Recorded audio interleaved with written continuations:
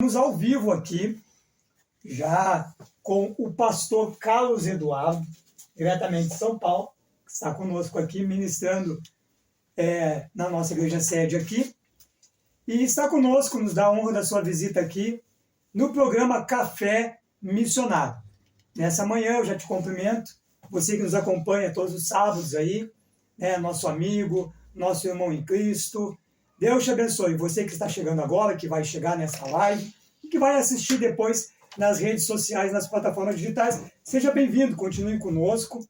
Tem muito conteúdo, muita coisa boa por vir, né, pastor Carlos? Meu amigo missionário Júlio, que alegria essa estação poder estar aqui contigo, com todos os nossos irmãos e amigos aí do podcast Café Missionário. Espero que você já tenha tomado seu café, né? É o Rio Grande do Sul que está em festa aí na Semana Farroupilha. Que Deus abençoe. Uma honra estar contigo aqui, meu amigo, conhecer esse podcast. Eu acredito que Deus vai soprar o nome desse podcast para o Brasil todo e vai ser muito bom. Amém. Glória a Deus.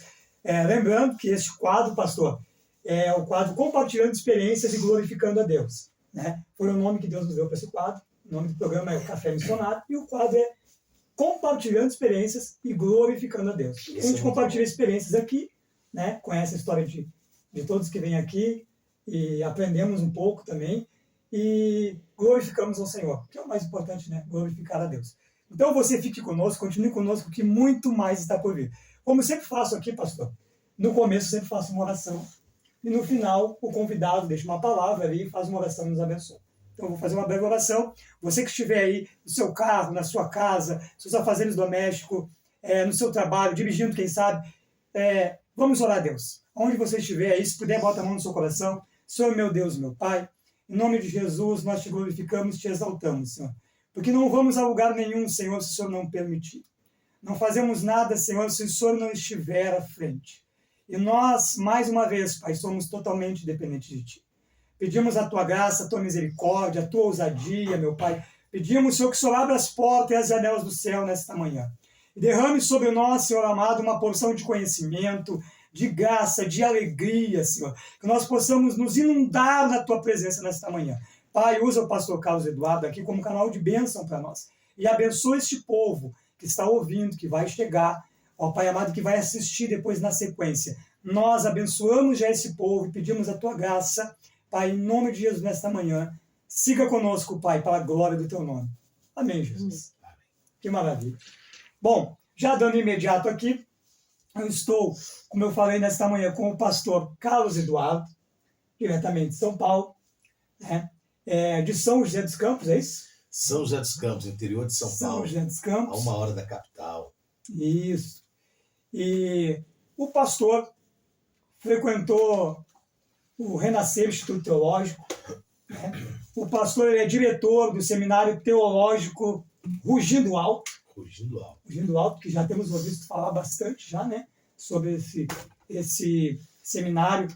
E a veia teológica do pastor, a gente já tem observado nas redes sociais, eu acredito que muitos que vão nos assistir aí estão já conectados e ligados no ministério do pastor. E o pastor, além de morar em São José dos Campos, o pastor é um pregador, conferencista, né? Tem a conferência Rugindo Alto. Rugindo Alto. Isso, eu dei uma pesquisada lá, eu vi, eu já estou um pouco mais por dentro aqui. E é um idealizador dos livretos, né? Temos esses livretos aí que abençoam muita gente aí. Muita gente. Porque é uma forma de você... Na verdade, alguns deles são mensagens que eu preguei, né? Que acabaram virando livretos. E outros foram... às vezes uma conversa assim, sai uma ideia e você acaba depois escrevendo um livreto, né? Além dos livretos, eu tenho os livros também, que aí já são a quantidade maior de páginas. Por exemplo, eu tenho um lá que é uma trilogia sobre Davi, que é Conquistei e Agora, e eu escrevi o último agora. Pensei que tinha conquistado. Esse eu vi na sua bio lá, o senhor botou lá, né? Os 3 eu falo sobre Davi. Aí tem A Dona do Milharal, O Prefixo de Deus, um agora que está sendo corrigido para lançar, acho que ano que vem, que é A Síndrome de Asaf, quando o louvor vira uma queixa, e um outro que eu estou terminando de escrever, que é para liderança, que é A Habilidade de Liderar entre Lobos. Amém. Glória a Deus. Eu estou aqui com alguns exemplares dos livretos, na verdade. Esses são os livretos. É um livreto pequeno, fácil de você ler, que você adquiriu. Eu adquiri 6 ontem aqui. Desafios de um Novo Tempo. Quem é você? O pastor ontem comentou sobre esse, que é a única coisa que Deus... É a pergunta que Deus nunca respondeu. Nunca respondeu. Quem é você? Jornada da liderança, para você que quer ser líder, que é o mesmo episcopado. Em que tempo você está? Muito bom, muito bom. Não vi nenhum ainda, meus queridos, mas eu vou ler, como adquiri ontem do pastor, A Trajetória do Cordeiro, e aqui também o Anticristo e a Grande Tribulação. Esses são os livros que o pastor tem conosco aqui, que está conosco no nosso evento aqui da nossa igreja. Pastor, eu quero começar fazendo uma pergunta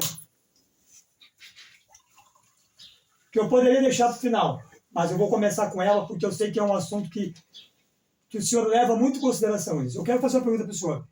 Você se considera um influenciador? Nós sabemos que nós vivemos num mundo tecnológico onde todas as pessoas, muitas pessoas se titulam influenciadores. Mas são duas perguntas, na verdade. O senhor se considera um influenciador e em que o senhor acha que o senhor pode estar sendo influente? Olha, na verdade, eu não me considero influenciador. Não me considero influenciador. Mas acredito que, de alguma maneira, você, por ser portador da palavra de Cristo, você acaba, de alguma maneira, influenciando.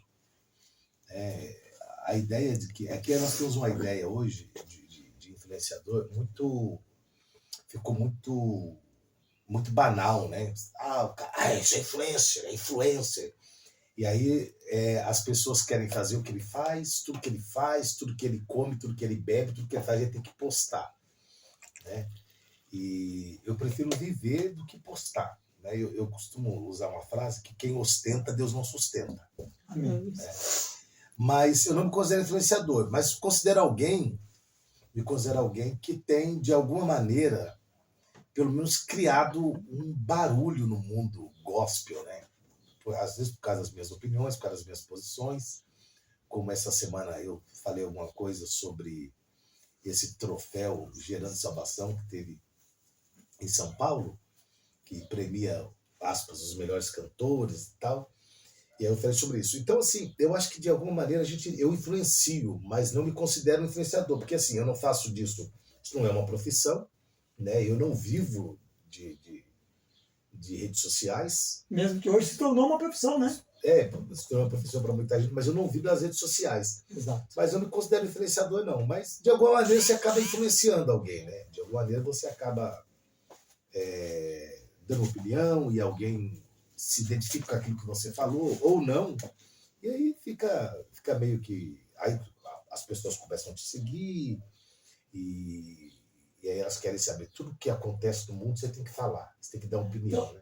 Então nós podemos dizer, então, que o senhor é um formador de opinião.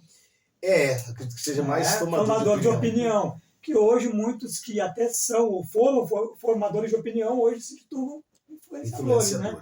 E nós sabemos que influenciador hoje em dia se tornou uma profissão, né? Hoje é. E na realidade, eu acredito que nós, que somos servos de Cristo, nós temos que, de alguma maneira, influenciar, fazer a diferença na vida de alguém. É verdade, é verdade. Isso é importante, né? Se você não faz diferença, o evangelho para você é indiferente, né? Exato. O evangelho tem que fazer diferença, né? O evangelho tem que ir na contramão do que as pessoas estão vivendo, do que as pessoas acreditam, né? Hoje a gente tem um evangelho muito, eu falo para os amigos desde quando, tem um evangelho muito Nutella, né? Tem um evangelho muito Nutella. Se você pregar a mensagem mais dura às pessoas, porque a igreja, eu digo a igreja do modo geral, a igreja se adapta. Hoje nós temos uma influência de coach na igreja. Exato. Isso mesmo. Tem muito coach na igreja. Então é o seguinte, hoje tem mais mensagem de autoajuda do que mensagem que ajuda do alto. E a igreja não precisa de mensagem de autoajuda. A igreja precisa de mensagem que seja ajuda do alto. A igreja precisa de ajuda do alto, não mensagem de autoajuda. Que mensagem de autoajuda te traz um conforto, né? Vai lá, vai dar certo, ó, tal. 5 passos para você chegar do lado de lá, 3 passos para você conquistar. Só que tem que levar um caminho, né? E esse caminho de conquista, que parece ser tão prático, tão fácil, ele não é bem assim, né? Não é bem assim. Tem as suas complicações para as suas conquistas, né? Para chegar onde você quer chegar. Exato. E o senhor falou, pastor, sobre o assunto que tá em alta agora, né? Sobre a questão desses troféus, os melhores cantores, enfim. E, na verdade, o próprio título, a gente tem que concordar, é um título que atinge a gente, né? Porque artistas. Jesus não nos chamou para ser artistas, né? E isso acaba trazendo para o meio gospel uma idolatria, uma adoração, mesmo que a adoração ela é para o Senhor, né? E trazendo isso para o meio gospel, acaba colocando a pessoa que é servo de Cristo, que deveria adorar a Deus, sem querer ganhar glórias aqui nesta terra, acaba colocando a pessoa de modo igual com um artista secular. Na verdade, assim, o que acontece hoje é que nós vivemos o evangelho antropocêntrico, que é o homem como centro. Pega as músicas que é cantada, né, nas igrejas hoje. Pouco Deus é glorificado, é mais sobre o homem. Você vai vencer, você vai chegar, a porta vai abrir. São músicas triunfalistas que a gente chama. Então, assim, esse evangelho antropocêntrico não glorifica a Deus. Porque se você pegar aí, a Bíblia narra uma lista de gente que recebeu o troféu, né? Vai lá em Hebreus capítulo 11, cerrados ao meio, perderam cabeça, jogados na arena, mortos pelos leões e tal. Esse é o troféu. Então, assim, é uma ostentação, né? Uma ostentação e uma briga de vaidade. Não, e outra coisa, não gera salvação, gera intriga, gera contenda, gera egocentrismo. Né? Mas as pessoas gostam, né? Os crentes estão gostando de umas coisas horrorosas ultimamente. E aí, eu vou dizer o que eu já falei algumas vezes. Quando Israel tinha Deus no governo, que era a teocracia, né, através de Samuel, que era juiz, profeta e sacerdote, Israel viu o que todo mundo tinha e passou a desejar o que todos tinham, a pretexto do que eles eram. Aí a Bíblia diz que Deus falou para Samuel, não, eles querem um rei, dá um rei para eles. E aí, em suma, a conclusão que eu chego é que nós queremos ter o que o mundo tem, mesmo não sendo o que o mundo é. Então, o mundo tem lá o Grammy, o mundo tem lá o Oscar. E a gente também quer ter vamos fazer um Oscar para nós também, né? Essa é a verdade. A gente gosta de ter um bezerrinho de ouro para adorar, né? As pessoas estão criando um bezerrinho de ouro para adorar. E isso é perigoso, né? Tem fã-clube de pregador, fã-clube de cantor. Exatamente. Assim, talvez porque eu tenha começado muito cedo. Você começou com 5 anos a pregar, né? Comecei a pregar por 5 anos. Eu estou com 47 hoje. Tá? Tô quase aposentando já. Talvez porque eu tenha começado muito cedo. 65 é jubilar, né? Eu já jubilo já. Segundo a Bíblia, né? E como eu comecei muito cedo, eu olho para essa turma hoje, para essa galera hoje, e essas coisas não me assustam, porque... É mister que aconteça. Mas é estranho, né? Bem estranho, o evangelho é bem estranho. E ontem eu estava conversando com a minha esposa agora estou falando que eu lembrei. Nós conversávamos ontem e eu dizia exatamente isso, estão criando uma espécie de Oscar, como se fosse um evento, como se fosse um Oscar para os melhores cantores cristãos, gospel, pregadores gospel, enfim. A ideia deles, eles tiveram, quem idealizou isso aí, cada um tem as suas ideias, idealiza o que quer, só que uma coisa é certa, se nós já tivermos a nossa recompensa aqui, o que nós teremos lá? O que nós esperamos para lá? Não nos resta nada, né?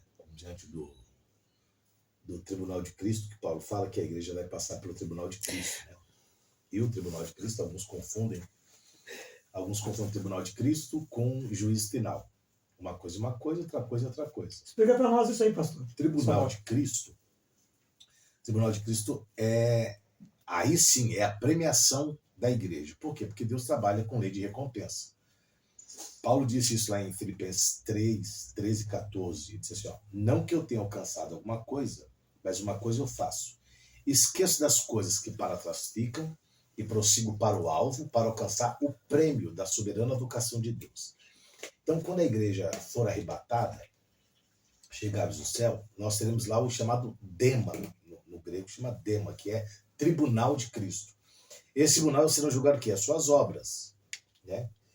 Paulo diz lá, palha, feno, madeira, ouro e tal. Então, pelo seu trabalho aqui na terra, você vai ser recompensado, galardoado. Está lá em Apocalipse. O meu galardão está comigo para dar a cada um segundo as suas obras. Né? E Daniel diz que haverá no céu 3 brilhos. Né? Uns vão brilhar como a lua, outros como o sol, outros como estrela. Isso é equivalente a trabalho. Quem trabalhou, tá ali, tá um brilhozinho de estrela. Quem trabalhou, brilho de lua. Quem trabalhou, brilha como o sol. São 3 categorias. Por quê? Por uma questão de justiça, né? Sim. Você não pode trabalhar menos e querer brilhar e querer receber o que o outro recebe. Então, porque isso é justiça. E aí, esse é o tribunal de Cristo. A igreja passa por ele. Não tem nada com condenação. A igreja vai ser condenada, aí vai passar um telão no céu. Um monte de gente inventa essa história. Aí, depois de tudo isso, em Apocalipse capítulo 20, tem o juízo final, que aí é o julgamento dos ímpios, tal, daqueles que não aceitaram Jesus, que não reconheceram, que não aceitaram a mensagem do Evangelho de Cristo. Aí é o tribunal de Cristo, né? Que é o juízo, o trono branco, chamado trono branco. Aí não tem, é só ir lá só para receber a sentença, porque já está condenado, só vai, como se fosse só a leitura da sentença. Tá? Pastor, essa é a diferença. E fazendo uma colocação aqui, aproveitando esse leque que o senhor nos abriu aqui, e as obras ali, palha, feno, são as obras realizadas aqui, né? São as obras realizadas aqui. Tem pregadores, antes do senhor me responder, porque o senhor é uma pessoa que já tem um conhecimento um pouco mais aprofundado, pode nos responder melhor. Tem pregadores que pregam que palha, feno, por exemplo, feno é uma obra realizada, por exemplo, no altar da pregação, se assemelha a feno, a palha, que é uma obra que é simples, que tem obras que são obras, por exemplo, que a pessoa faz em off, que não aparece, obras que a pessoa faz que uma mão dá e a outra não, a mão direita dá, a esquerda não fala. Isso são obras que estão assemelhadas ao ouro. Alguns pregadores dizem, né? Qual é a sua opinião sobre isso? Isso é uma linha teológica, né? Uma linha de interpretação de cada pregador. Eu até concordo com essa linha teológica. Mas eu acho que quando se refere a ouro e tal, eu acho que não é. Eu acho que são ligados mais aos esforços. Quanto mais você faz, quanto mais você se dedica, quanto mais você se doa, eu acho que é como se você fosse mais valorizado, né? Recompensado, né? Como o apóstolo Paulo disse para a igreja de Corinto lá.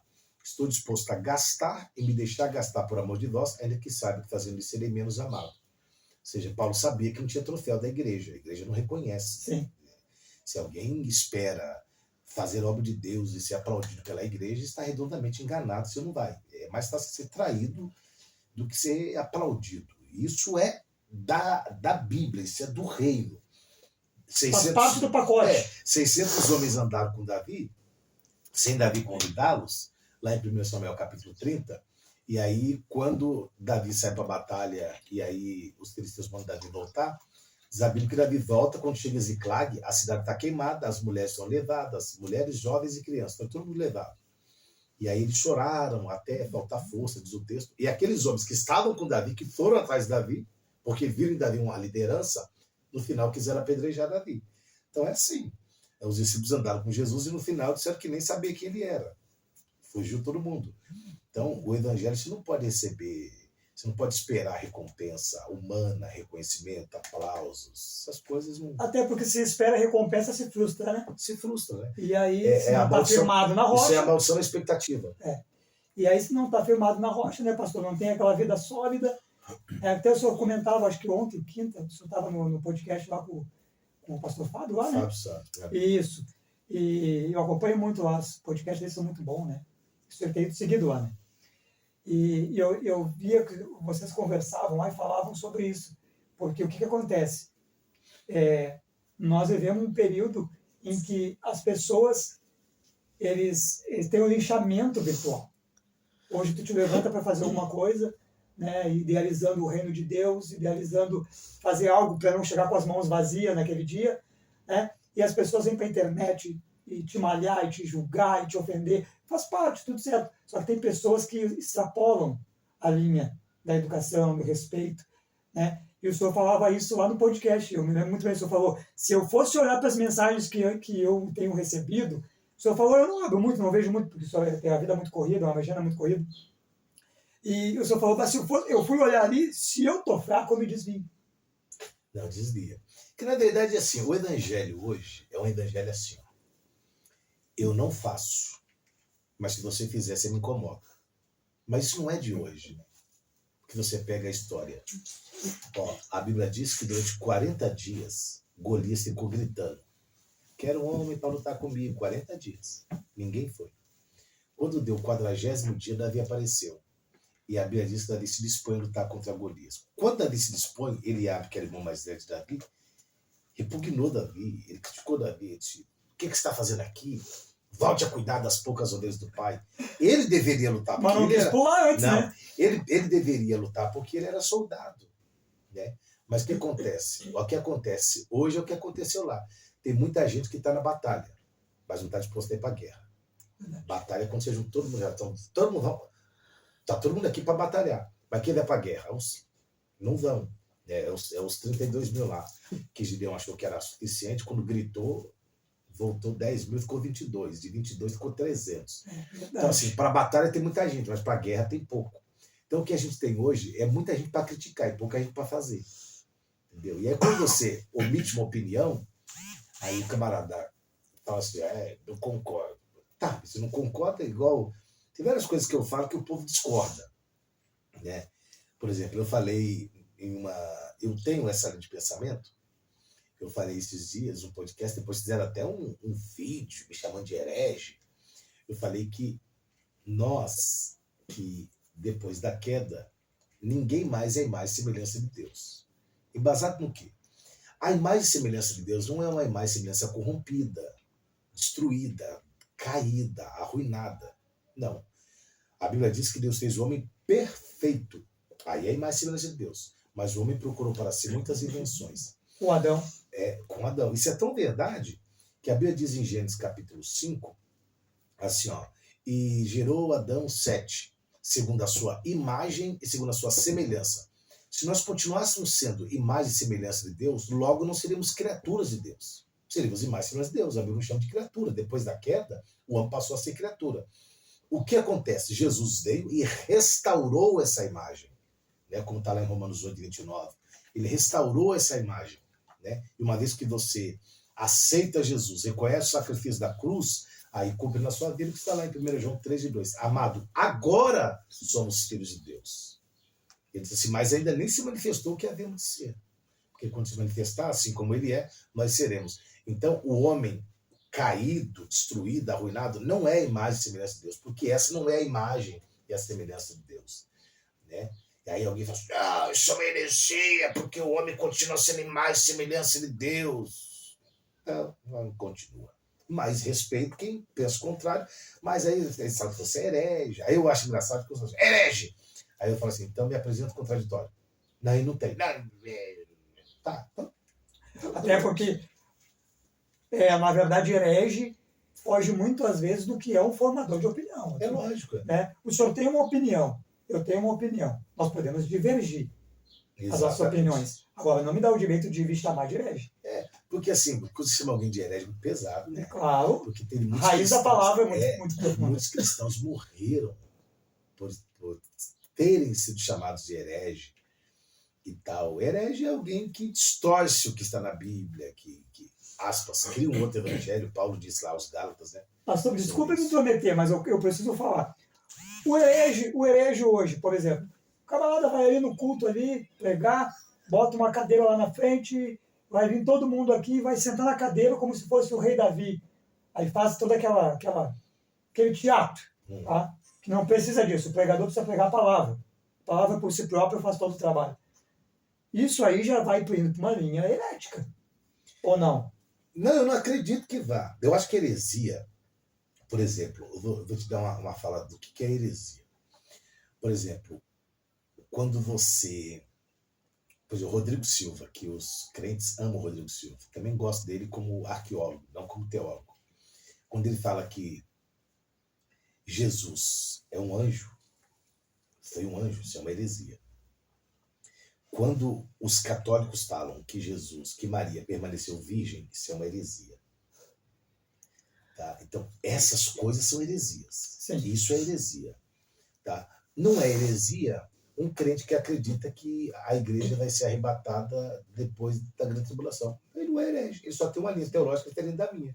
Então, assim, essas coisas tornam-se heresias. Né? Por exemplo, igual os unicistas, que não acreditam na Trindade, acreditam só em Deus, só Deus.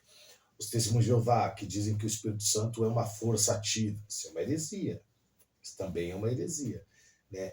Fora a heresia, o que acontece no nosso meio são erros teológicos gravíssimos, Sim. que podem virar heresia. Podem caminhar para uma heresia. Mas não, e entre nós tem muita coisa absurda, né? Que é pregada, que é falada, que tende até a virar uma heresia. Por quê? Porque se isso vira uma doutrina, se você faz isso uma doutrina, sim, você começa a ter já caminha para o caminho. Você vai caminhar para um caminho meio herético. Né? Divergências teológicas, elas são normais. Né? Divergências teológicas, elas são normais. Mas daí para você querer definir algumas coisas que biblicamente não encaixam, aí já complica a conversa. Pois é, pastor. Eu coloquei aqui uma observação. O senhor falou também, em outro podcast, que o senhor deu a entender que era tentado na igreja. O senhor falou, não era tentado na igreja, eu era atentado na igreja. O senhor era uma criança, desde pequeno, uma criança que dava trabalho para os pastores. Eu dei bastante trabalho, né? Criado da igreja. O senhor quer que eu passe um café para o senhor, pastor? Eu quero. Escolhe um aí enquanto o senhor fala aí. Quero esse cappuccino aqui, ó. Rapaz, o negócio aqui. Assim, o que acontece? Você é criado na igreja, né? Então a gente fazia muita bagunça, né? A gente mascava chiclete na hora do culto, aí tinha um diácono lá. Foi ele que me... Que hoje está liberado comer chiclete na igreja. Rapaz, tem umas igrejinhas dos caras... Pô, parece boi, né? Aí ele tirava o chiclete da boca da gente. Puxava o chiclete. A gente dobrava... Eu tava até lembrando isso com um amigo meu ontem. Dobrava o joelho para orar. Aí não gostava de orar, né? Aí você debruçado assim, ficava conversando com o amigo do lado, assim.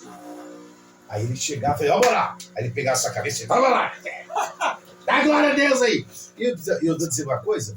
Eu fui batizado com o Espírito Santo assim. Assim, porque ele chegou no culto de sexta-feira. Espontânea pressão.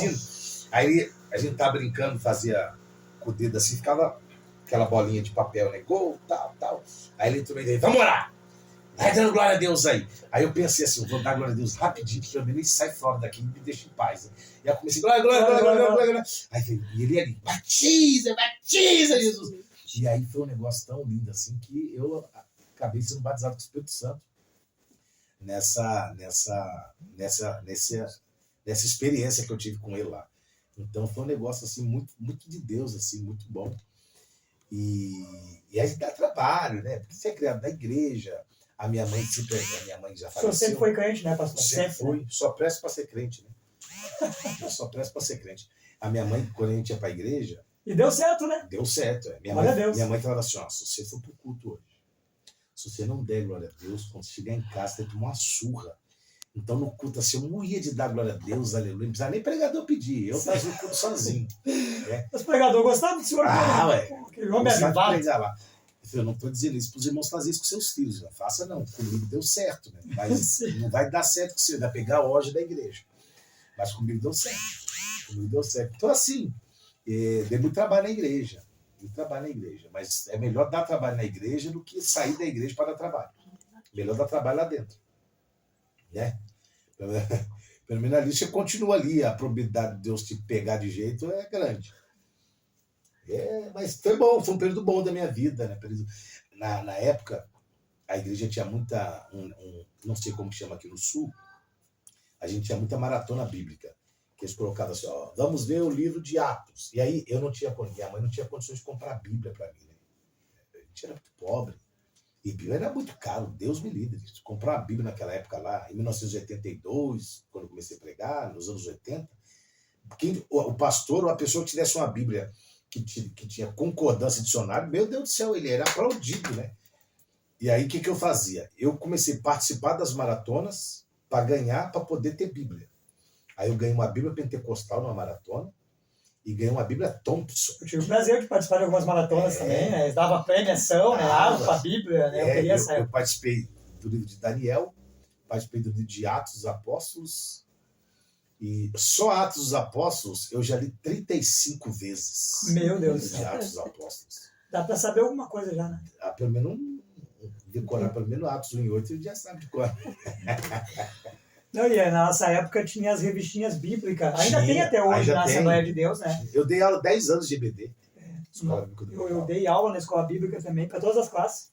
Eu dei para jovens, adolescentes, irmãs, irmãos. E eu digo para o senhor, pastor, foi uma das melhores épocas que eu passei no meu ministério, foi a época do aprendizado, quando nós trabalhamos nos departamentos da igreja. Você vai aprendendo e você vai ensinando. Exatamente. E você vai aprendendo, né? E às vezes a gente sente falta daquele ambiente do domingo de manhã, tu vai para a igreja, as crianças, né? As classes lá, os Cordeirinhos de Cristo, o Pequeno Galileu. Na minha congregação tinha o Pequeno Galileu. O Pequeno Rebanho. O pastor Elias está aqui conosco no estúdio, lá com o Clodoaldo, a irmã Maria lá, no Monte Sião, na Assembleia de Deus Monte Sião. Tinha os Pequeninos de Jesus, sabe? Tinha a classe dos jovens também, né? Os Cordeirinhos de Cristo, se não me engano. Gideões. Os Gideões, que eram os jovens, né? Então, isso tudo faz parte da nossa desenvoltura, do nosso ministério e do nosso aprendizado também, né?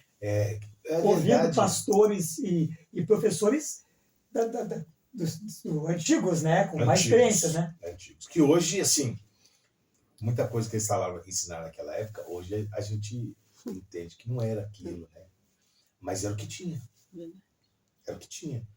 Entendeu? Hoje nós temos uma geração, eu não gosto muito dessa palavra, mas hoje nós temos uma geração que tem acesso ao conhecimento, muito acesso ao conhecimento, e temos a geração mais ignorante.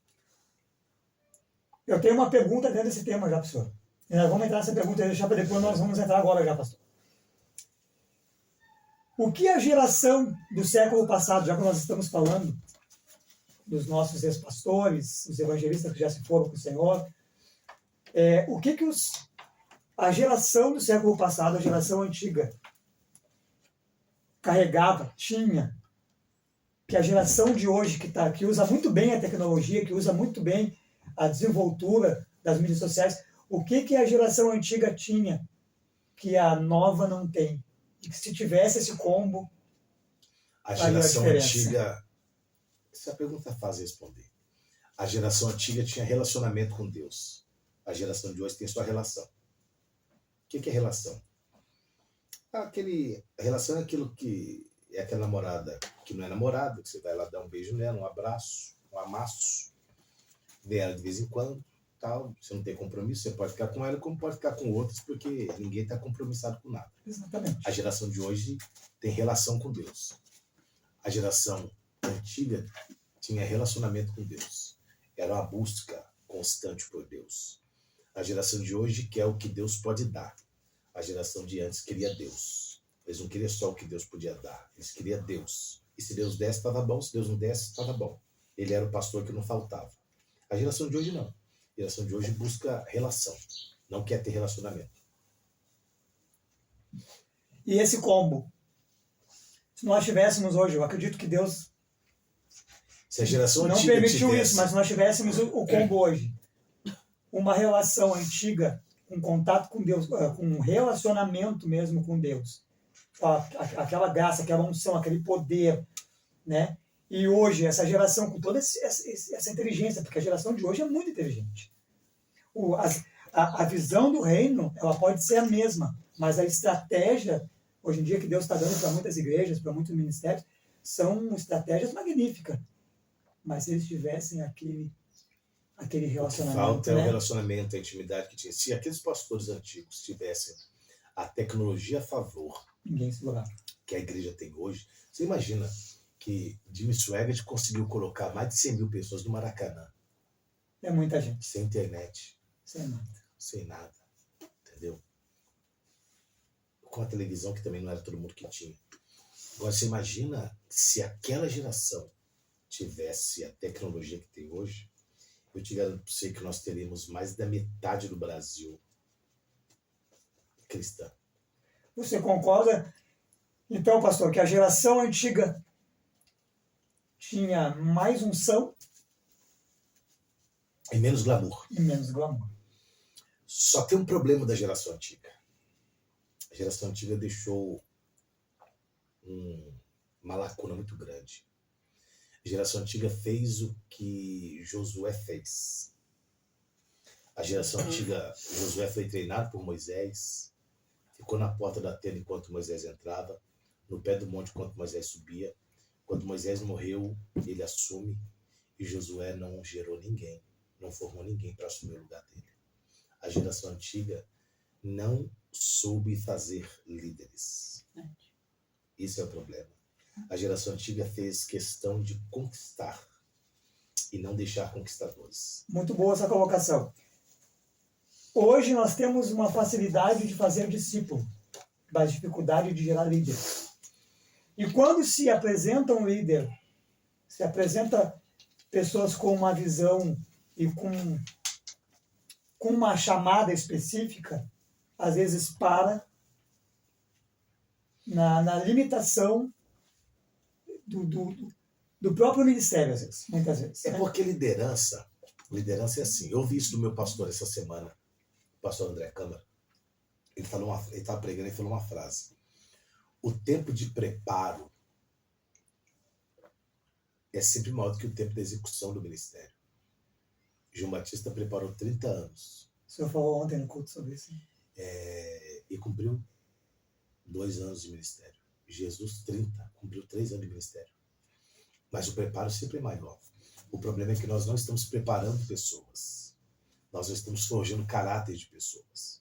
Por quê? Porque nós vivemos num mundo de fast food. Tudo é rápido, eu estou com fome. Então, tá aqui uma água fervendo, coloca aqui no copinho, mexe, pronto, tá aí, cup noodles, pode comer. Tô com muita fome, não, miojo. Então, o que a gente está fazendo hoje, nós não estamos forjando pessoas, não estamos forjando caráter, nós estamos preparando pessoas. Nós estamos pegando pessoas que a gente acha que vai, é bom, então vai, só. Então, assim, aí quando você cria esse tipo de gente, você não cria líder. Você não cria líderes. Porque pega o degrau que Jesus tratou os discípulos. Eles eram pescadores de homens, aí foram discípulos, Jesus chamou de discípulos, depois chamou de servos, e por último chamou de amigos. E mesmo Jesus chamando eles de amigos, todos deixaram Jesus. Mas eles eram amigos de Jesus. O problema é que eles eram amigos, Jesus era amigo deles, mas eles nunca foram amigos de Jesus. Então a gente precisa formar uma geração de liderança que, primeiro, se submeta à visão do líder da igreja. Porque o que acontece? Eu sou pastor. Meu pastor é 7 anos mais novo que eu. Mas um dia falei assim, aí, você tá lá, pastor André, yeah. Qual a sua visão? Eu falei, essa é a dele. Porque eu sou cego. Como assim, você é cego? Ué, eu estou debaixo de uma visão. Eu não posso ter uma visão dentro do ministério que eu estou. Sabe por quê? Porque você é meu pastor. Aí você fala assim, a nossa visão é essa, pastor Júlio, mas eu tenho outra visão. Então, se eu estou no mesmo ambiente, você que é o pastor, meu líder, tem uma visão, e eu tenho uma visão, então aguarde, porque terá uma divisão. Porque o dia é um prefixo. Di quer dizer 2, divisão. Então, logo, a visão é dividida, porque você tem uma visão e eu tenho uma visão. Então, não cabe, porque Deus nunca dá. Escute isso, que isso é muito verdade. Deus nunca deu e nunca dará uma visão para 2 pessoas. A visão é só para uma. E uma pessoa compartilha a visão. Só ler Abacuque. Exato. Abacuque 2, Deus Espírito assim, ó. Ele disse assim, ó, por meio da minha torre de vigia, vigiarei e esperarei para ver que resposta eu terei do Senhor. Então o Senhor respondeu, a visão é para o tempo determinado. Por quê? Porque toda visão tem um tempo. Se demorar, espera, porque toda visão tem um processo. Ela cumprirá e não tardará. Escreve em tábuas legíveis, toda visão tem que ser registrada. Para que ele passar correndo lei e entenda, toda visão tem que ser compreendida. Entendeu?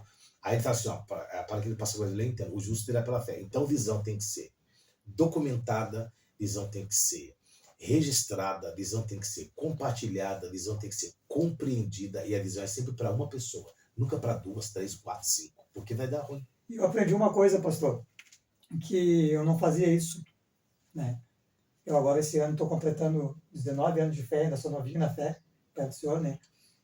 Infelizmente não tive condições de começar no evangelho desde pequeno, né? Mas eu faço de um ano para cá só, que é escrever as coisas, os projetos que Deus me dá, né? As visões que Deus me dá, eu escrevo, né?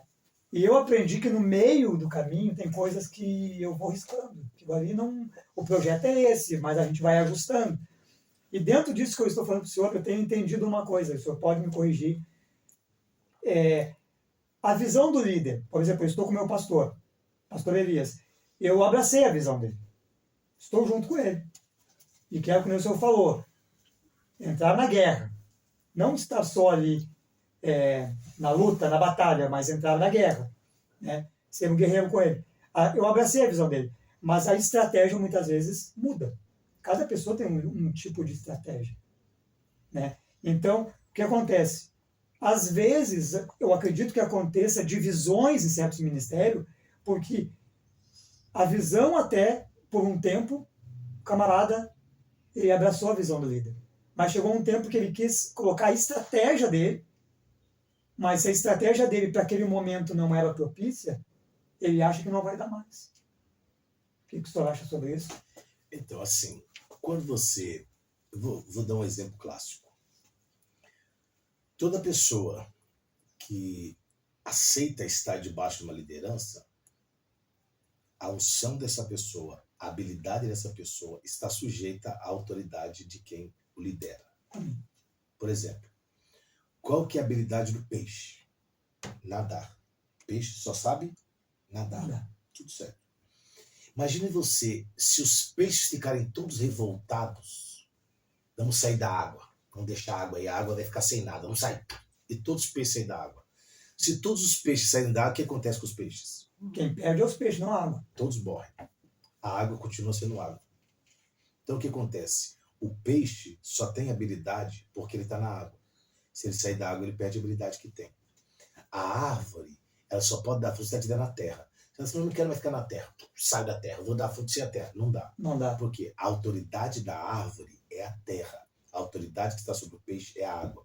Suas habilidades só podem ser manifestas se você estiver debaixo de uma autoridade. Saiu, você morre. Simples assim. Saiu, não quero mais. Morreu. Acabou. O dia que Saul saiu debaixo da autoridade espiritual de Samuel disse, Deus rasgou o reino da sua mão e vai colocar alguém melhor do que você. Deus nunca, quando alguém sai, quando alguém perde a posição dada por Deus, Deus nunca vai colocar alguém igual a pessoa, nem pior. Deus vai colocar alguém melhor. E por que Deus coloca alguém melhor? Para que aquela pessoa que saiu não faça falta. E as pessoas não tenham nem lembrança dela. Ó, isso é forte. Isso é pérola. Anota. Isso é pérola. Como diz o Pablo Marçal, isso é código. Isso é código. Agora pegou a moda do código, né? Os códigos dele ainda dando os problemas. Vai estar causando problema. Não, e é pérolas, né, pastor? São pérolas, né? Ontem o pastor estava ministrando conosco ali e teve muitas pérolas naquele culto ontem. Tem pessoas que não pegaram todas, né? Eu quero fazer uma pergunta para o senhor aqui. Fala para nós um pouco da conferência Rugindo Alto. Para nós conhecer um pouco, de repente, quem não conhece. A conferência Rugindo Alto é assim. Vou até usar os vídeos aqui. Como funciona a conferência Rugindo Alto? Funciona, eu faço ela por esses livretos aqui. Por exemplo, essa aqui eu já fiz na igreja de um amigo meu em Anápolis, ó, a trajetória do Cordeiro. Então, a conferência funciona assim. O pastor agenda 2 ou 3 dias, aí fica a critério da igreja, e escolhe um tema. Eduardo, pastor Eduardo, a minha dificuldade aqui na igreja, dificuldade entre aspas, né? O que eu quero abranger aqui na igreja é sobre liderança. Então nós temos aqui a jornada da liderança. Aí o que eu faço? O pastor vai fazer as inscrições, né? Aí estipular um valor lá das inscrições, e aí a gente vem com o livreto, com esse livro aqui, e aí durante 3 dias nós vamos abordar esse assunto. Aí tem o livro, uma sacola personalizada, uma pulseira, uma caneta. Legal. Tá? E aí no final da conferência tem um certificado. Eu quero falar sobre a trajetória do Cordeiro, que é esse aqui que nós já fizemos na igreja, eu tenho na igreja de um amigo meu. Esse livro aqui, eu falo de Jesus, de Gênesis até Apocalipse. Né? Por quê? Porque tem muita coisa que a gente precisa saber. Por exemplo, a boa parte dos crentes, se você perguntar assim, boa parte dos crentes acreditam piamente que Deus abandonou Jesus na cruz. Por causa da frase de Jesus, Deus meu, por que me desamparaste? Abandonou, virou as costas, não quis saber. Abandonou? Tá, vamos para Salmo 30, versículo 5. A ira de Deus dura só um momento, o favor de Deus é a vida. O choro dura uma noite, quando amanhece a alegria vem. Jesus foi abandonado, aspas, por um momento, mas não que Deus abandonou ele na cruz e deixou. Não, até porque a resposta da oração, que é o Salmo 22, que é um salmo profético, e não está em ordem cronológica, a resposta da oração de Jesus feita na cruz está em Salmo 18. Diz a Bíblia que Deus veio ao encontro de Jesus. Né? E aí a gente trata tudo sobre isso, sobre a crucificação, sobre Apocalipse capítulo 5, que João disse que não tinha ninguém no céu, nem na terra, nem debaixo da terra que podia abrir o livro, nem desatar os seus selos. Ou seja, onde Jesus estava? No céu não estava, na terra não estava, debaixo da terra também não estava. Tem resposta para isso? Tem. Claro que eu não vou dar aqui, mas tem uma resposta. Né? Então, assim, tem muita coisa, né? Que a gente aborda. Então, dependendo, a pessoa, eu quero abordar aqui na igreja sobre o anticristo. Então, a gente manda essa apostila e faz a conferência. Se o pastor assim, eu não quero abordar nenhum desses temas aí, eu ainda tenho um outro livreto que acabou, que é sobre dízimo. Eu já fiz isso, dei uma conferência em Alvorada, aqui no Rio Grande do Sul, a Zé de Alvorada, ali na grande Porto Alegre, sobre dízimo. Dízimo, oferta e voto. Durante 2 noites abordamos isso.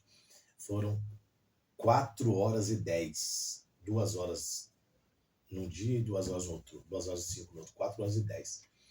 Então, assim, a conferência funciona assim. Agora, se posso dizer assim, não, eu quero que você venha aqui, vamos fazer uma conferência sem tema. Você vem aqui e prega para nós sobre 3 dias, sem vender as apostilas, sem nada. Você está numa conferência. Também faço. Eu fiz uma conferência na igreja de um amigo meu, e eu lá falei sobre Abraão.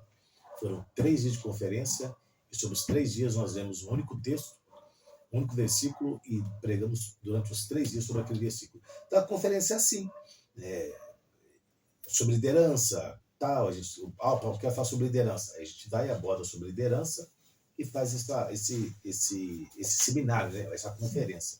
2 dias, 3 dias, aí fica a critério do pastor, quanto tempo ele quer fazer a conferência. É assim que funcionam as conferências. Pastor, é muito bom ter o senhor conosco aqui. Ter o prazer de conhecer a sua história. Não acabou. Não, tem muita água para rolar ainda. Mas é que eu quero entrar num tema e eu preciso falar com o senhor. É muito bom ter o senhor aqui, estar conhecendo um pouco dessa história. E eu gostaria de enaltecer com todo carinho e respeito pelo que eu tenho observado do senhor. O senhor tem uma personalidade forte. Né? Perigoso. Uma personalidade forte. Tem os dois extremos, né? Tem. O lado positivo e o lado, para quem não gosta, negativo. Né? Mas, mesmo o senhor tendo uma personalidade forte, o senhor tem coisas muito bonitas a ser louváveis. E uma das coisas que eu ouvi, uma das frases que eu ouvi do senhor, eu escrevi aqui para perguntar para o senhor, que o senhor, mesmo entendendo que alguns costumes de alguns ministérios o senhor possa achar que é desnecessário, que não faça diferença para o senhor, e às vezes nós entendemos também, eu sou um que tem essa visão também, mas o senhor obedece. O senhor citou num outro dia, num outro podcast que o senhor teve, que o senhor foi numa igreja, e aquela igreja não podia pregar de barba, o senhor foi lá e tirou a barba. E isso é legal porque hoje em dia falta isso. As pessoas acham que vão chegar na casa dos outros e fazer o que querem. E aí o senhor o senhor consegue viver o que o senhor falou sobre obediência. Acontece muito isso, né? Porque eu acho assim, eu acho que barba é pecado. Não acho. Nunca achei. Acho que paletó e gravata tem. Também não acho. Acho que você pode. A mensagem sua não está no paletó, não está na gravata. Exatamente. Não tá nada disso. Mas, porém, entretanto, todavia, se a igreja lá, se o pastor entende que você tem que ir de paletó, tem que ir de gravata, sei lá, tem que tirar a barba, tá bom? Porque às vezes tá assim, irmão, o senhor de barba aqui pode incentivar os obreiros da igreja a usar barba também. Claro que se o pastor é líder, as pessoas não vão seguir um pregador, né? Vão seguir o pastor, que é a liderança, porque o pregador vai lá, prega e vai embora. Quem permanece é o pastor e a liderança dele. Mas eu respeito essa ideia, respeito o costume das igrejas. E explico para os irmãos que isso não é doutrina bíblica, isso é um costume. A igreja criou um costume, né? A igreja criou um costume de algumas igrejas não ter barba. Tem igreja de amigo meu que você pregar lá de calça jeans, você nem sobe no púlpito. Entendeu? Você não sobe no púlpito, irmão. Primeiro que o pastor nem é de calça jeans na rua. E se ele vê você de calça jeans na rua, ele nem te cumprimenta. E tem um ditado que diz que o pau pega no Chico, não pega no Francisco, às vezes também, né? Não é? Então, assim, então eu respeito. Eu tinha um pastor em São José, que era muito amigo meu, eu pregava na igreja dele, chamava pastor Vasley, falecido. Um dos maiores pastores da cidade de São José dos Campos. E ele falava assim, aqui não prego de barba. Eu falei assim, senhor, aonde eu fui conversar, eu falei, amigo, vou explicar pra você. A barba não é pecado. Você prega aqui? Eu falei, não, você é meu amigo, vou explicar. Ó, eu não sou membro da sua igreja. Eu sou um convidado da sua igreja. Então, assim, eu não sou obrigado a tirar a barba para pregar na sua igreja. Como se não é obrigado a me receber de barba. Eu só tiro por respeito a você. Mas não acho que é pecado. Afinal, me mostra na Bíblia aqui, ó. Pega um versículo da Bíblia aqui. Abre aí a Bíblia. Mostra um versículo que está escrito que é pecado usar barba. Ele falou, não tem! Então pronto. Então não fala que é doutrina, é um costume seu. Você não gosta. Está tudo certo. Aí ele entendeu. E depois eu até preguei de barba na igreja dele. Tudo certo. Entendeu? Porque as coisas estão mudando. O senhor liga, pergunta, já conhece as igrejas já, né, pastor? Eu conheço. Cada uma tem o seu sistema, né? Conheço. Hoje não tem muita implicância de barba, nem de paletó e de gravata. Não tem mais essa implicância, assim. Às vezes eu uso, né? Às vezes quando eu deixo... Depende muito da mentalidade do pastor, né? Né? Depende muito da mentalidade do pastor. Tem uns pastores que têm uma mentalidade mais fechada. Eles aprenderam assim. Assim, não vai querer mudar um pastor que tem 70 anos de idade. Você vai querer mudar a cabeça dele. Né? Você tem que respeitar. Vai fazer o quê? E o senhor vai nos responder agora uma outra colocação que o senhor fez também, que a igreja ela tem que dar prejuízo para o inferno. E hoje em dia está difícil ter igrejas que dão prejuízo para o inferno. Mateus 16, 19, a gente interpreta errado o texto. Tu és Pedro, sobre esta pedra edificaria minha igreja. Aí essa partezinha a gente interpreta errado. E as portas do inferno não prevalecerão contra ela.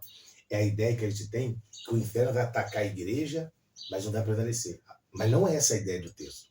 É o contrário. O inferno as portas do inferno não vai prevalecer, não vai resistir, porque a igreja vai empurrar essa porta. Porque a igreja vai botar essa porta pro chão. Essa é a ideia do texto. Não é a ideia de que o inferno vai fazer resistência e aí. Não, a ideia é o contrário. É como se a igreja fosse para dentro do inferno, para cima do inferno, e as portas do inferno não vai prevalecer, ou seja, não vai conseguir resistir. Não vai prevalecer, o inferno não vai prevalecer, ele vai ceder. Então a igreja não fica na defensiva, não, tem que atacar. A igreja não é ofensiva, né? A igreja ataca.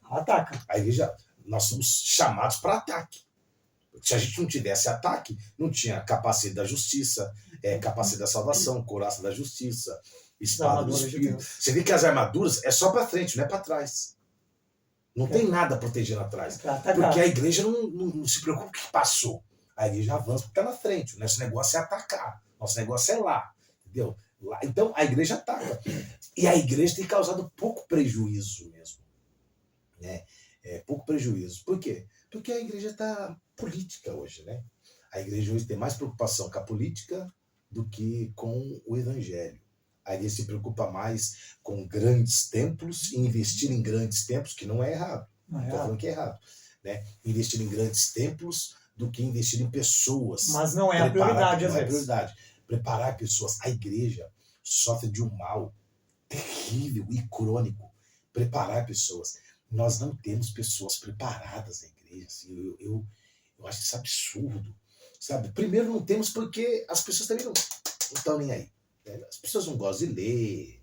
Eu falei para um amigo meu esse dia. Ele estava reclamando da oferta que ele ganhou no culto. O cara me deu uma oferta lá, R$50. Aí eu preguei na mesma igreja que ele. Aí eu falei, quanto que deram pra você? Ele foi comigo. Aí então, quanto que deram pra você? Você era 50, velho? 50. Aí eu falei, me deram 350. Você tá louco tudo isso? Eu falei, sim. Ué. Pô, mas deram 50 pra mim. Mas não dá pra comparar o seu livro de conhecimento com o meu, né? Busca, né? Eu trabalho, irmão. Eu não prego mensagem mastigada da semana inteira, não. Uma mensagem o mês inteiro, não. Eu trabalho, irmão. Me respeite. Aí eu falei assim, a oferta é dada de acordo com a sua história. Legal. Assim, o senhor não é teólogo, o senhor não estuda, o senhor tem preguiça de ler, o senhor prega mesmo. Eu já fui em 4 igrejas, você pregou a mesma mensagem 4 vezes, o efeito horroroso, não teve repercussão nenhuma. Eu dava 10 pra você. O pastor foi bom, deu 50. Dava 10 pontos. Aí você fica para você que está assistindo, que vai ver os cortes depois aqui com o pastor, você se coloca e se aprofunde, não reclame depois da bênção, né? Se a bênção vier miúda. Porque você não prepara, né, irmão? Você terá de Deus aquilo que você se preparou para receber dele. Eu gosto muito de um texto de Paulo, de 1 Coríntios 15:10, eu me inspiro naquele texto. Paulo diz assim, pela graça de Deus sou o que sou. Porque a graça não me foi dada. Aí fala assim, pela graça de Deus sou o que sou. Porque a graça não me foi dada. Eu trabalhei mais do que todos eles. Não eu, mas a graça. Essa graça eu chamo de oportunidade. Paulo pegou a oportunidade que ele teve, porque o que é sucesso? Sucesso é o casamento da oportunidade com o trabalho. Quando há um cruzamento entre trabalho e oportunidade, esses dois juntos geram um filho chamado sucesso. Então Paulo diz, eu trabalhei mais do que todos eles. Não eu, mas a graça de Deus. Pega, os discípulos andaram com Jesus, Pedro, Tiago, João, Judas, andaram com Jesus, viram milagre. Paulo não andou. Paulo escreveu praticamente 13 cartas. A igreja é regida. A igreja é regida doutrinariamente pelo que Paulo escreveu e não pelo que Pedro escreveu. Eles estiveram na ceia. É só Paulo que fala dela. Nós estivemos lá, com todo respeito você teve, mas eu recebi do Senhor que também vos ensinei. Meu Jesus. Então você pega assim, é o tempo de preparo, entendeu? Não você não precisa saber tudo. Eu falo isso porque eu aprendi com um grande amigo meu, que é um grande mentor, o pastor Moisés Melo, numa igreja de São Paulo. Ele falou assim, um dia ele falou, Eduardo, você não precisa saber tudo, você precisa andar com quem sabe. Agora, andar com quem sabe e não extrair também é tolice. Os discípulos andaram com Jesus e não extraíram. Tudo que podia extrair. Camarada, Jesus expressa assim, se você tiver fé do tamanho do grão de mostarda, você fala para Simão, sai daqui e vai para lá. Eles deviam ter feito na hora, então vou fazer agora para avisar ele dar certo. Eles não fizeram, eles só escreveram e deixaram passar batido.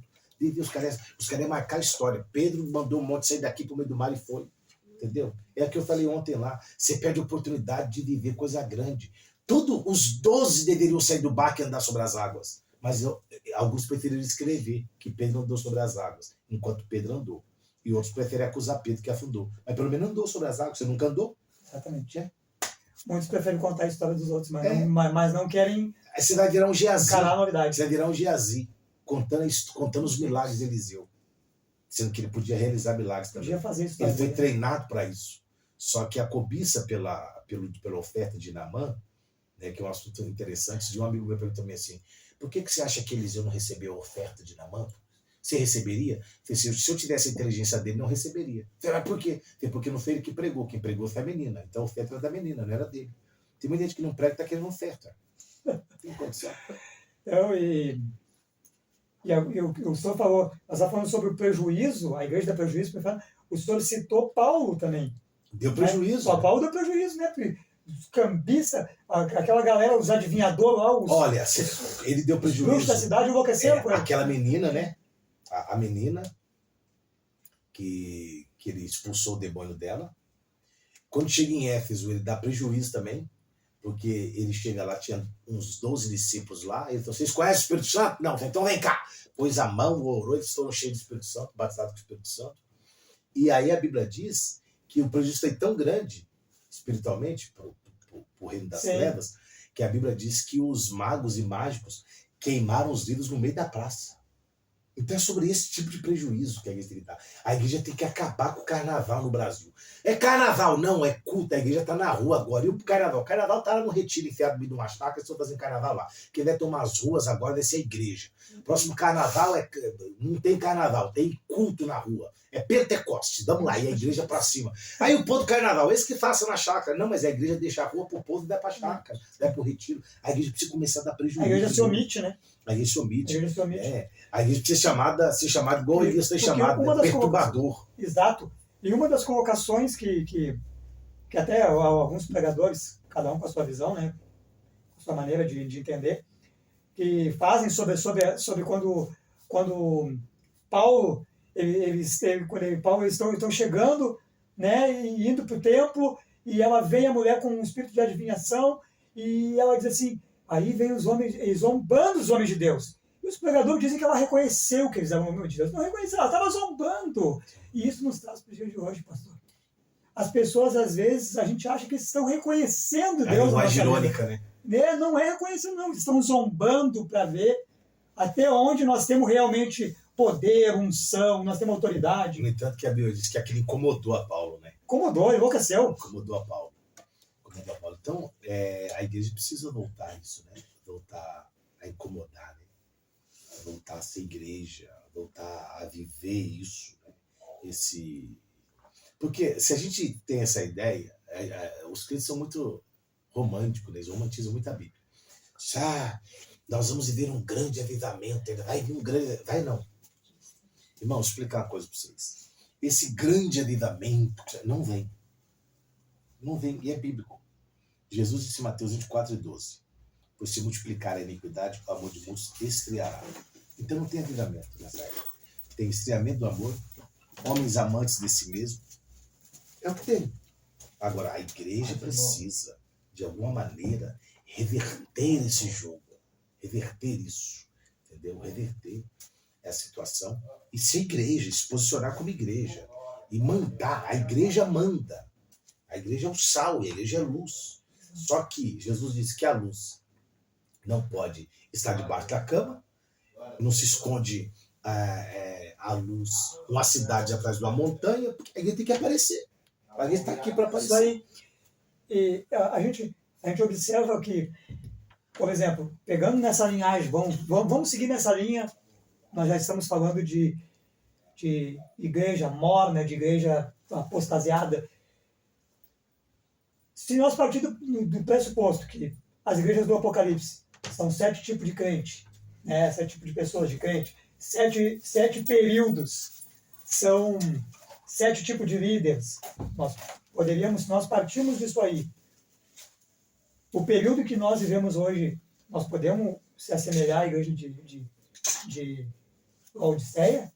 Uma igreja morna que precisa de colírio, de ouro? Você vê que legal, né? A igreja de Laodiceia, eles eram... Não todos, tá, pastor? Não estou generalizando, estou colocando. Eles eram ricos, né? E era isso que eles bradavam, né? Rico estou enriquecido e de nada tenho falta. Nós temos igrejas ricas hoje. Ricas. Pastores ricos. Ricos. Tem fazenda, bons carros. Alguns têm até jatinho, helicóptero. E eu sou contra? Não, não sou contra essas coisas. Não. Tem alguma ressalva sobre isso, mas eu sou contra. E aí, mas é morna. Eu lembro que teve uma época, pouco tempo atrás, teve uma moça lá do Pará que fez um hino chamado Aimee.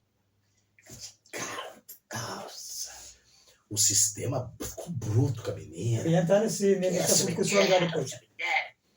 Mas na verdade ela cantou. Tem muita verdade. Ela cantou alguma mentira. Nós fazemos congresso para nós, culto para nós, evento para nós, hinos para nós, para massagear o nosso ego. Né? Nós estamos deixando de ser uma igreja cristocêntrica, estamos sendo uma igreja antropocêntrica. O homem é o centro da igreja hoje. Tudo que você faz hoje é para o homem. Tudo que você faz é para o homem. Então a igreja está tomando esse caminho. O que eu entendo é que nós somos ricos, belos templos. Eu prego igreja aí que, pelo amor de Deus, central de ar-condicionado, som, estacionamento, só carrão no estacionamento. Luxo total. Nossa, Deus, você consegue arrumar o cabelo no piso da igreja. Porcelanato maravilhoso, igreja chique, poltrona, você leva 5 minutos para chegar lá embaixo e sentar. De tão fofo que é o negócio. Porém, é só uma reunião. Os dois indo lá, põe uma mensagem de autoajuda, um negocinho ali. Não acontece nada diferente. Ninguém aceita Jesus. Você pega uma lista assim, ó. De vez em quando eu faço umas pesquisas nas igrejas que eu vou pregar.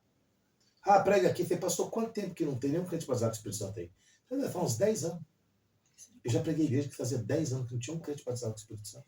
Misericórdia. Então, assim, aí a gente tem, aí nós assembleianos, nós temos isso. Nós somos os donos da verdade, né? O Pentecostes pertence a nós. Aí aparecem as igrejas de parede preta. Nossa, isso é repugnante, isso é coisa do diabo, demônio, boate. Isso é uma boate. Essas igrejas de parede preta, coisa do inimigo. Tá. E aí eles rebatem isso, eles pregam, né? Falta de Bíblia, né? Aí você não tem o que pregar, você vou falar mal da igreja dos outros. Aí fala mal da igreja das parede preta. Já falei várias vezes sobre esse assunto. Não tem problema a parede ser preta. Pode ser preta, pode ser rosa, pode ser colorida, pode ser qualquer cor. Porque tem muitas igrejas claras que fazem tudo às escuras. E o problema mora aí. Eu tive uma experiência, semana retrasada, de pregar na maior igreja, vamos chamar assim, né? Maior igreja de parede preta do Brasil, na minha opinião, que é a Casa Worship, em Goiânia. Conheço. Preguei lá. E fiquei assim...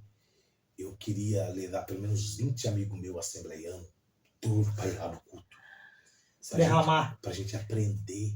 O que é adoração? Não, eles estão fora da casa. Eles não são. Eu falei para o amigo, esse povo aqui não é gente, não. Sim, e só falta rasgar a roupa, assim, só falta bater a cabeça no altar. Eles adoram tudo de pé, assim, aquele bando de gente na beira do púlpito, gente ajoelhada, chorando, o cara chora assim, ó, uns jovens chorando, o cara morre de tanto chorar. Na hora da pregação, você está pregando, eu nunca vi isso, eles levantam no meio da pregação e colocam oferta lá no púlpito para você. Eles vão dando oferta para você lá no púlpito. E você pregando, eles assim, ó. O pastor, o cara que acaba, pastor, se você quiser ir até as 3 da manhã, nós estamos tudo aqui. Cara, e tem culto lá, 2 cultos no domingo, culto na quinta, culto, quase todo dia tem culto naquela igreja. Aí eles vão pra praça, faz um movimento na praça, pega um monte de gente perdido na praça, vai pra igreja, cuida, e daqui a pouco esse cara tá servindo na igreja, e o cara tá com a cadeira destruída, tudo virado do diabo, daqui a pouco o cara tá lá, você vê assim a sede, você prega e fica assim, ó, e parece que eles vão voar no você. Quando você fala que você vai terminar, você fica doido, pelo amor de Deus! Aí você vai na Assembleia de Deus. Muita ética. Não, os caras ficam assim, meu Deus, nossa, não vai acabar. Acabaram, embora. Irmão. Esse dia eu preguei no congresso da Assembleia de Deus, que eles cantaram mais de 15 hinos. E aí você diz que estou rico. Aí fui pregar. Mas é pobre. Aí fui pregar. O irmão falou comigo, o pastor queria tomar o microfone na minha mão. Ele me deu sorte dele que ele não pegou. Que se ele pega, meu irmão, eu ia dar-lhe um tapa na vida, ele ia sentar de novo. Você não tem acordo. Então, assim, nós somos bons para criticar a igreja dos outros. Mas a gente nunca foi lá. Isso aí. E eu fiz o apelo. Nunca sentou para ouvir uma mensagem lá. Não, porque eles não prestam, eles são uns heréticos, parede preta. E eu fiz o apelo. Mais de 20 pessoas em lágrimas aceitaram Jesus. Não é porque eu estava lá, não. Se outro pregar lá é a mesma coisa. Não é sobre nós. Sobre eles. O coração deles está rasgado diante de Deus. Sobre o que eles fazem, sobre a paixão que eles têm. E a gente fala paixão. Paixão não é isso que a gente... A palavra original de paixão, o termo original para paixão, até nas Bíblias mais antigas, hoje está assim, a acústicação. Mas antigamente era assim, a paixão de Cristo. Porque paixão, o sentido correto da palavra paixão, o significado de paixão é encontrar algo que você esteja disposto a morrer por ele. Isso é paixão. Rasgar. Encontrar algo que você esteja disposto a morrer por ele. Por isso que na Bíblia, e o filme do Mel Gibson chama Paixão de Cristo, porque ele encontrou algo, um motivo, encontrou algo para morrer. Então, eu estou disposto a morrer por isso aqui. Então, ele morreu pela igreja. Então, a igreja tem que estar disposta também a se doar, a se entregar, né, na sua totalidade. E nós encontramos aí um respaldo bíblico quando Paulo fala, né? Para mim, viver é Cristo e para mim, morrer é lucro. Na verdade, o Paulo ele queria viver para fazer o evangelho, ele queria se gastar, mas ele entendia. Espera um pouquinho. Para mim, morrer é lucro. Se eu morrer, eu estou bem, eu vou para o céu. Se eu viver, eu tenho que me gastar. Eu tenho que queimar minha bateria. E o problema hoje aí, o cerne dessa mensagem é o que o senhor está falando. Muitos paralisados não querem se gastar, mas também não querem morrer. Mas querem ir para o céu. Mas querem ir para o céu. Então, benção, se tu vive nessa vida, gasta ela, de alguma maneira, né? Porque na verdade, assim, qual que é o princípio da vida? Eu aprendi isso com quem eu bebo de algumas fontes. Uma das fontes que eu bebo é do Dr. Miles Monroe, que nem está mais entre nós. Miles Monroe tem uma frase assim, ó: a tragédia da vida não é a morte, mas viver uma vida sem propósito. Uau! Essa é a tragédia da vida. Boa. Quando você lê sobre Paulo, Paulo fala assim, quando ele está para morrer, ele fala assim, ó: estou sendo derramado como oferta de libação. O que é uma oferta de libação? Uma oferta de libação é uma oferta líquida. Paulo está dizendo isso aqui, ó. Isso aqui é tudo que ele tem. Isso aqui, esse líquido aqui, essa água, é tudo que ele tem. Ele é o vaso, isso aqui é o conteúdo, é aquilo que ele recebeu. Tudo que ele tinha, ele derramou, ele doou. Quando você não tem mais nada para doar, para dar, é o fim do seu ministério. Acabou. Por quê?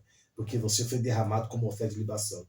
Então, o que Paulo diz, e que também mais Monroe corrobora na sua frase, é o seguinte, que você precisa morrer vazio. Meu Deus. Você não pode morrer cheio. E aí, o Masmur ainda fala isso, que o cemitério é o lugar mais rico do mundo. E o dia que ele falou isso, eu ouvi a primeira vez, eu disse, nossa, esse cara viaja. Esse cemitério. Aí ele fala assim, sabe por quê? Lá tem canções que nunca foram ouvidas, poesias que nunca foram ditas, músicas que nunca foram cantadas, livros que nunca foram escritos. Estão lá. As pessoas morreram. Então, a igreja... Eu ando muito cansado. Nesses últimos dias eu viajei mais de 70 horas. Entre ônibus, barco. Eu viajei 20 horas e meia de barco. 23 horas de barco. 10 horas e meia, 21 horas de barco. Depois peguei mais 12 horas de ônibus. Depois mais 24 horas de ônibus. Depois mais 12 horas de ônibus. Meu tornozelo está aqui, está inchado meu tornozelo.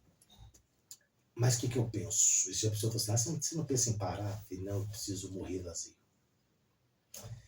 E um dia eu orei e falei, meu Deus, eu queria tanto parar de pregar, tanto tempo assim. E Deus falou para mim assim, ó, a cada dia que você prega, é um dia menos que você vive. Eu falei, como assim? Eu falei, porque todas as vezes que eu prego, eu me esvazio um pouco. Eu dou o que foi entregue a mim. Quanto mais você dá, quanto mais você entrega, menos você vai viver. Quanto mais você dá, você está mais próximo da morte física e mais perto da morte da vida eterna. Então eu preciso continuar me doando, porque eu preciso morrer vazio. Eu não posso morrer com as ideias que eu tenho de livro, eu preciso escrever. Eu não posso morrer com as mensagens que eu recebi de Deus, eu preciso dar todas elas.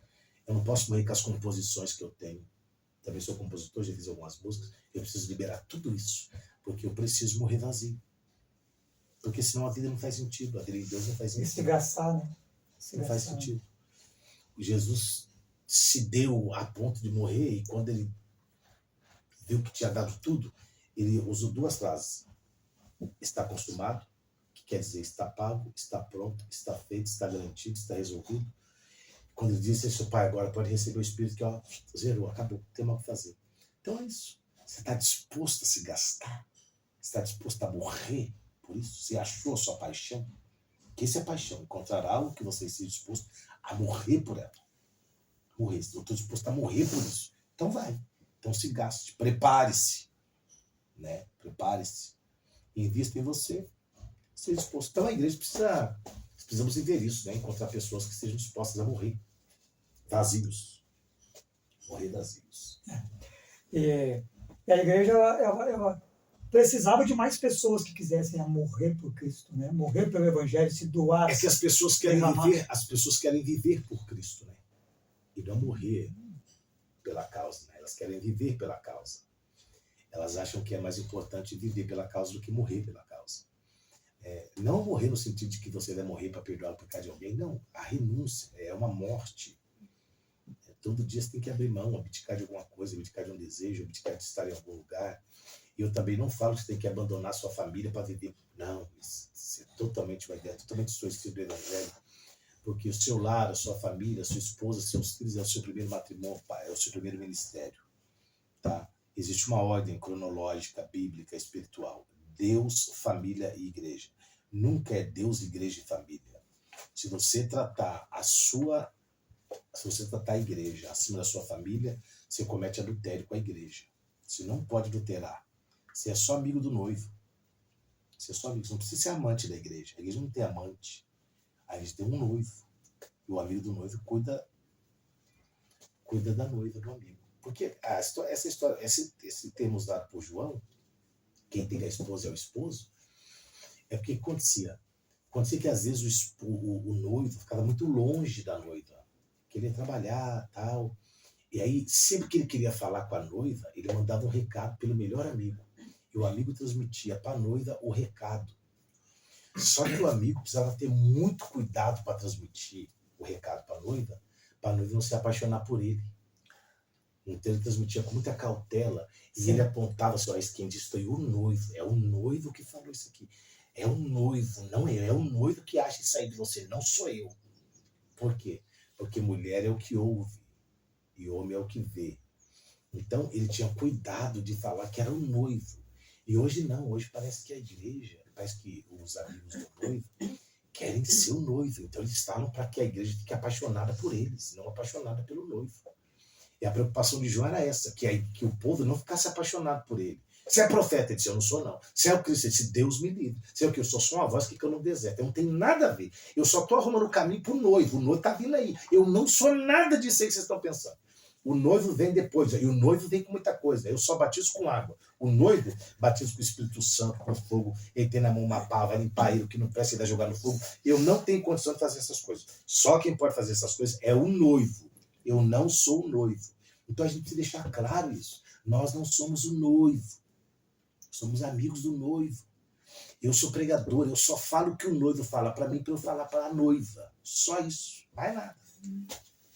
E a igreja tem que aprender a amar o noivo. O noivo. Amar o noivo. O senhor tem pregado por muitos lugares.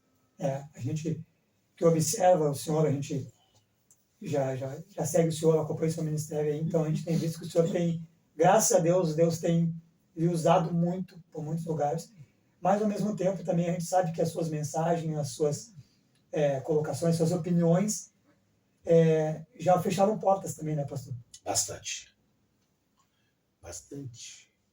Inclusive tem uma igreja que eu gostava muito de pregar, e eu não prego lá porque num podcast eu falei sobre arrebatamento, a visão que eu tenho sobre arrebatamento, e não é minha, é a visão bíblica, né?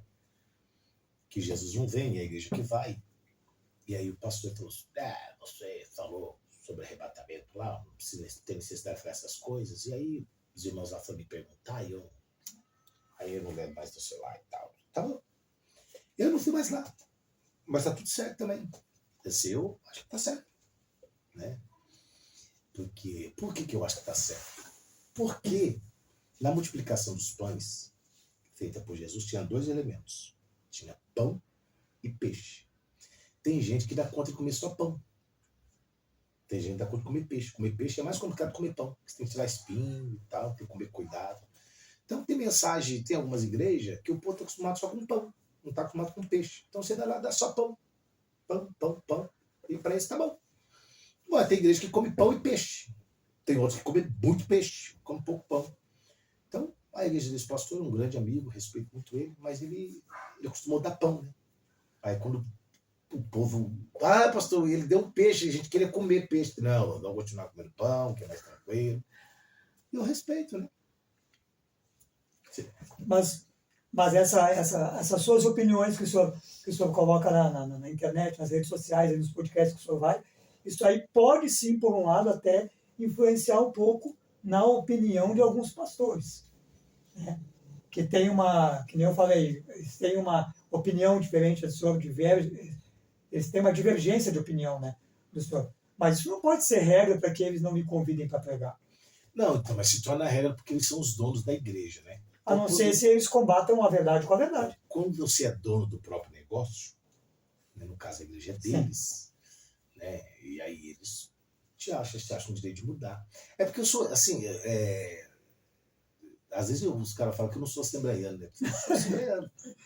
Não sou obrigado a concordar com as coisas. Por exemplo, tem um monte de hino da harpa, porque eu acho legal que os caras falam dos. Ciro aí, é uma heresia. Tem um monte de hino da harpa também, cheio de erro teológico. Erros gravíssimos. Embora eu entenda que existe uma figura de linguagem e tal, só que quando você. A linguagem poética, né, e tal, mas tem um monte de erro, cara. Assim, o hino 300, Jesus sim vem, os mortos esperando estão, um grande momento da ressurreição. Jesus não vem. Não vem. É a igreja que vai. É a igreja que vai. O 469, quando a Angélica trombeta nesse mundo destruído, o meu nome eu ouvirei chamar. Ele não vai chamar nome de ninguém. Minha lista de chamados. Você imagina quanto tempo deve demorar esse arrebatamento? Ele chama nome por nome. Vai demorar muito, né? Então não está na Bíblia, mas eles inventam, eles acham bonito cantar essas coisas, tudo errado que eles cantam. Né? Falta isso. Aqueles aí, pega os hinos antigos, né? O rei está voltando, o mercado está vazio. Tá nada, o mercado está cheio. O rei não vai voltar para a igreja. Porque assim, nunca foi sobre a igreja, foi sobre Israel. A primeira manifestação de Jesus, a primeira vinda, foi para Israel. Está lá em João. Ele veio para os seus não receberam, todos quanto receberam, Deus os poderes serem feitos filhos de Deus. Está lá, escrito lá. Aí, em João, capítulo 1, aí é a primeira vinda. Aí você pega a segunda vinda, está lá também escrito em Atos, capítulo 1. Jesus sendo ascendido ao céu, uma nuvem ocultou, 2 anjos descem, varões galileus, por que estás olhando para cima? Esse mesmo Jesus que vocês viram subir vai voltar outra vez. E aí ele foi levado no Monte das Oliveiras. E vai voltar no monte também.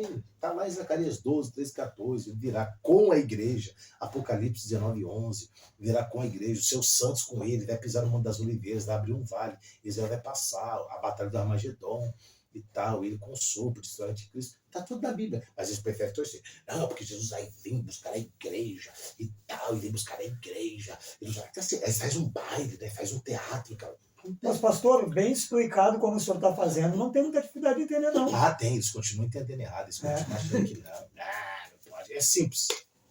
Simples. Se a igreja é noiva, Jesus é o noivo, e vai ter um casamento, o casamento funciona como? É a noiva que vai ou o noivo que vem? É a noiva que vai. O noivo fica no altar. Espera. A noiva vai.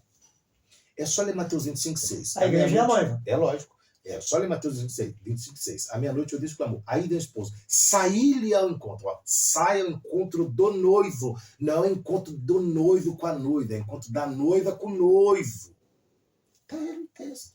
A Rebeca é um tipo da igreja. Parabéns. Se Rebeca é um tipo da igreja, Isaac não foi. Foi Rebeca que foi. Rebeca que foi. Teve um rapaz lá chamado Eliezer que foi lá, convenceu Rebeca e ele trouxe. Então a igreja, quem conduz a igreja até o noivo é o Espírito Santo. Ele vai conduzir a igreja. Que é o que está aqui. Que está aqui. Ele vai conduzir a igreja até o noivo. O noivo pega a noiva, cantar Salomão capítulo 2, leva na sala do banquete, seu estandarte para meu amor, apresenta para o pai, aquela coisa toda. Aí sim, mas eu não posso entender de outra maneira. Agora tem que entender, eu respeito. Você acha que Jesus daí vem, daí vai e tal.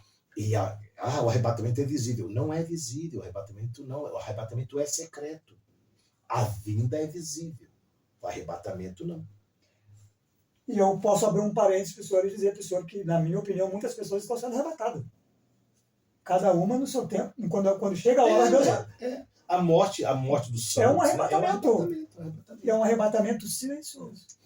Outra coisa que os caras gostam de falar, assim, que a igreja deve ser arrebatada. A gente vê todo dia crente amigo, pastores antigos, pessoas sendo levadas. Os irmãos pregam que a igreja vai ser arrebatada no piscar de olhos. Por exemplo, então, isso é uma outra verdade. Porque nenhum texto da Bíblia fala isso. Não, Paulo diz que nós seremos transformados no piscar de olhos. Não arrebatados. Transformado é uma coisa, arrebatado é outra. Transforma, arrebatado. Transforma primeiro, arrebata depois. Né? Arrebatado é tirado. É tirado. Quando a gente for tirada, no piscar de olhos, você é transformado. Paulo diz, quando o que é corruptível, você te dá incorruptibilidade. Quando aquilo que é mortal, você te dá imortalidade. Piscar de olhos, 7 milésimo de segundo. 7 milésimo de segundo, você é transformado. Seu corpo é transformado. Transformado no corpo de glória já. No corpo de glória. Tá? Os mortos ressuscitam primeiro, depois nós seremos arrebatados juntos, transformados. Corpo transformado no piscar de olhos. Não o arrebatamento no piscar de olhos. Entendeu? É que tem uma doutrina que foi pregada há muitos anos aí no Brasil, ensinada pelo pastor Napoleão Falcão, que ele tem essa mentalidade, né? Que a igreja vai ser arrebatada no piscar de olhos. E eu respeito o pastor Napoleão Falcão, inclusive preguei muitas mensagens dele quando comecei a pregar. É um dos maiores teólogos do Brasil, do meio pentecostal. Escatologia é um dos mestres. Escatologia. Porém, eu divido de algumas coisas. Essa eu divido. Por exemplo, a batalha de Gog e Magog, que eles pregam, também não vai ter. Essa batalha não vai. Deus não vai permitir que tenha essa batalha. A batalha tratada pela Bíblia é a batalha do Armagedon, né? Que diz que o sangue vai dar no freio dos cavalos e Israel levará 7 meses sepultando corpos. Meu Deus. Tá.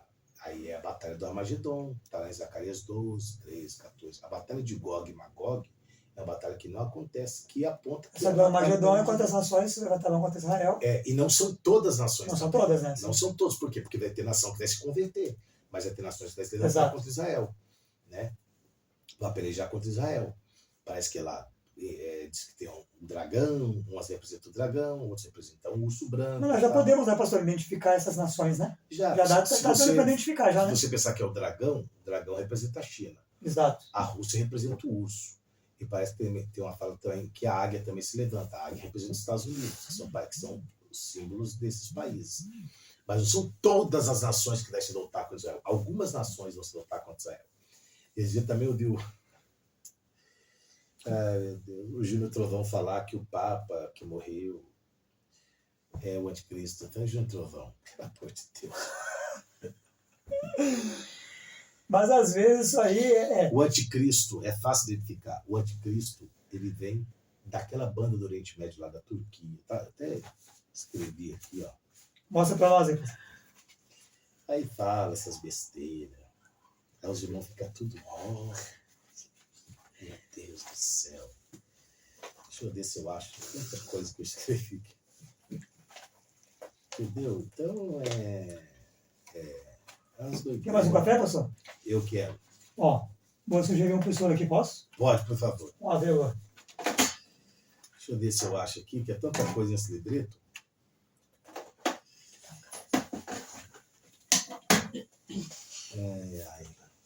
Não sei se eu acho aqui. Vocês têm que comprar o livro para vocês acharem. A derrota do Anticristo, a batalha do Armagedon. Eu não vou conseguir achar. Deixa eu ver. Não vou conseguir achar aqui, porque é tanta coisa. Né? Mas tem aí, aqui, logo não será por exemplo,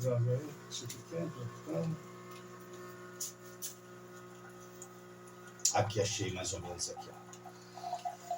Dos hebreus saiu Cristo e dos ismaelitas, que é a turma lá de Ismael, saiu o anticristo. Tá? As regiões que estavam no anticristo são hoje habitadas pelos muçulmanos, descendentes de Ismael. É de Edom, formando-se um povo mestiço. Ara significa mestiço ou misturado, da linhagem de Abraão, Isaac e Jacó. Veio Cristo da linhagem de Abraão e Ismael, e da mistura com Esaú saiu a banda podre dos descendentes de Abraão. Daniel diz que o anticristo não terá respeito pelo Elohim, que é Deus, e dos seus antepassados. Ele será filho de um dos 12 descendentes gerados por Ismael, que está lá em Gênesis 25, 12 a 18. Mas tem que ler, né? Você tem que comprar o livreto aqui e ler. Você aí eu falo sobre a origem do anticristo, que ele vai tentar usurpar o trono, né? Que será criado por 10 reis, o que chamamos do reino do anticristo. Vai juntar uma confederação de nações, surgirá tardiamente na história, e quando entrar será simpático a 3 dos 7 reis. Destruirá os 3, assumirá a liderança, e ele não cria o reino, ele apenas usurpa, que é o papel de Satanás. Satanás não cria, ele usurpa o que já foi criado. E muitos têm a ideia e continuam batendo na ideia que é da Europa. É da Europa. É da Europa, é França, Itália, eles estão engajados nessa... Tem essa mentalidade. Mas não é, não. Mas quando o senhor falou de Ismael ali, eu também sempre tive essa... Sabe por quê? Eu não digo para o senhor que eu tinha essa opinião formada, mas eu sempre tive esse Sabe por quê? pensamento. Observe também a forma que eles vão matar as pessoas. Eles vão degolar as pessoas. Essa é uma forma que Os os muçulmanos matam as pessoas. Eles degolam, eles decapitam, né, as pessoas. E os muçulmanos estão tomando conta do mundo, né? Na França já há uma quantidade enorme de muçulmanos. O islamismo está tomando conta da Europa. Na realidade, lá na Europa, lá, tem certos lugares que a igreja cristã tá acabando, né? Já ouvi bastante sobre isso também. Eu vi uma reportagem sobre o islamismo que ele dizia que eles estão enviando para a Europa, para todo o Brasil, para todo o mundo, missionários. Eles se infiltram lá, moram lá, tornam cidadãos, e eles estão impregnando a ideia deles. Constitui família. Constitui família. Não abre mão dos costumes de nada. E aí eles vão impregnando a ideia do islamismo no mundo. E hoje está crescendo, né? E aí tem essa batalha aí de Israel com Hamas, que nada mais é do que essa batalha do que Deus já tinha dito para Agar, né? Quando ela fugiu com Ismael, foi mandada embora, o Senhor disse para ela assim, que faria do menino uma nação. E aí Deus solta uma palavra que as pessoas deixam passar batida. A palavra que Deus fala assim, ó, ele será uma nação também. Todos serão contra ele. E ele será contra todos. O nome Ismael significa jumento selvagem. Isso, porque Ismael é o filho de Abraão com Agar. De Abraão com Agar. É o filho que não era da vontade de Deus, né? É o filho da promessa. Eu falo que Ismael